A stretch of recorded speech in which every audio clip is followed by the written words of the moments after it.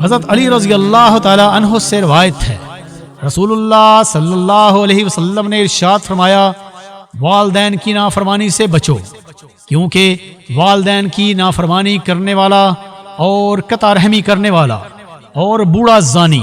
اور تکبر سے اپنے تہبند یا پاجامہ یا پتلون کو ٹخنوں سے نیچے لٹکانے والا ہرگز جنت کی خوشبو نہیں پا سکتا،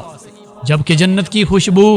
1000 سال کی مسافت سے ہی محسوس کی جاتی ہے۔ بڑائی اللہ کی شان ہے جو کسی بھی بندے کے لیے جائز نہیں۔ حضرت ابو ہریرہ رضی اللہ تعالی عنہ سے روایت ہے، رسول اللہ صلی اللہ علیہ وسلم نے ارشاد فرمایا، اس شخص کی نماز اللہ کے یہاں مقبول نہیں ہوتی جس کے ماں باپ اس سے ناراض ہوں،